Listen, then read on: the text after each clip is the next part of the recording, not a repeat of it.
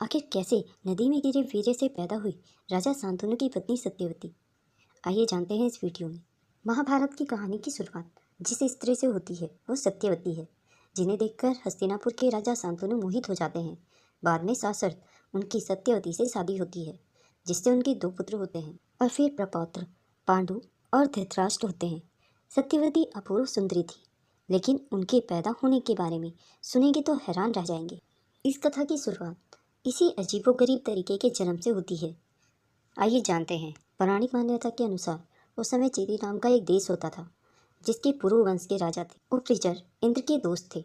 उनके विमान से आकाश का गमन किया करते थे। इसी वजह से उनका नाम उपरिचर पड़ गया। उपरिचर की राजधानी के करीब सुतिमत नाम की नदी थी।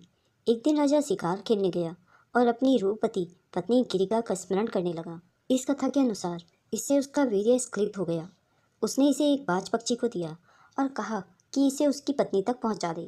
जब मछली हुई गर्भवती, जब बाज वहां से इसे लेकर उड़ा तो रास्ते में उस पर एक बाज ने आक्रमण कर दिया।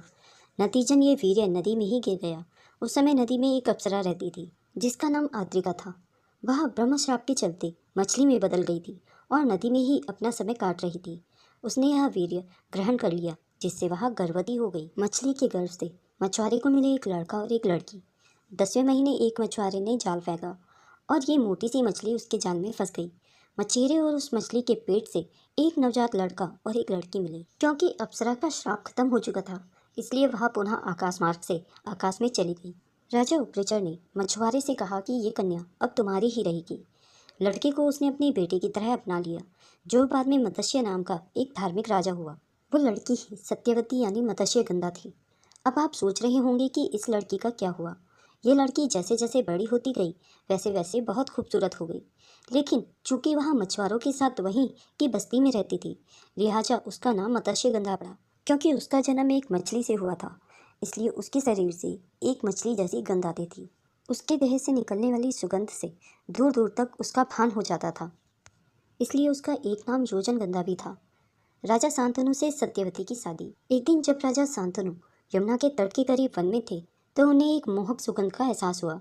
जब उन्होंने सुगंध का पीछा किया तो ये एक रूपवती कन्या के पास जाकर खत्म हुई। वह सत्यवती थी। राजा के पूछने पर उन्होंने अपना परिचय देते हुए कहा कि ये धीवर जाति की कन्या है, पिता के आदेश अनुसार नाव चलाती हैं। शांतनु ने इस कन्या पर इतने मोहित हो गए कि उनका हाथ मांगने उनके पिता दासराज के पास पहुंचे। तब दासराज ने शर्त रखी कि अगर आप मेरी बेटी के गर्भ से पैदा हुए पुत्र को ही अपने राजा की गद्दी सौंपेंगे तो मैं इसका विवाह आपके साथ कर सकता हूँ। शांतनु वचन नहीं दे पाए और राजधानी लौट आए। हालांकि इसके बाद वह उदास रहने लगे।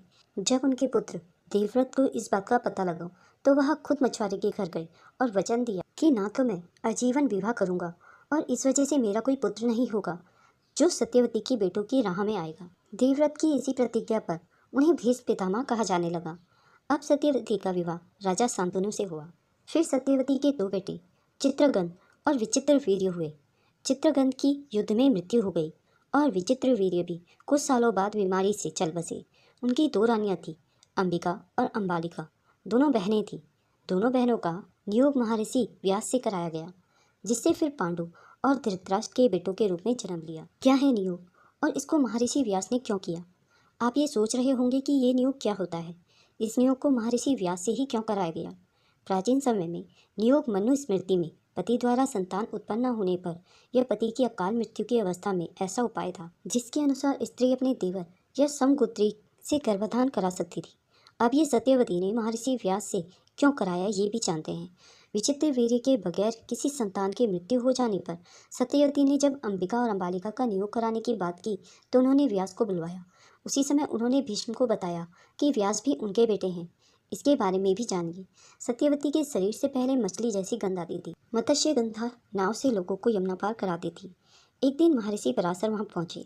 ऋषि को यमुना पार जाना था। वे मत्स्य गंधा की नाव में बैठ गए। इसी दौरान उन्होंने सत्यवती से कहा कि वह उसके जन्म से परिचित है और उससे एक पुत्र की कामना करते हैं।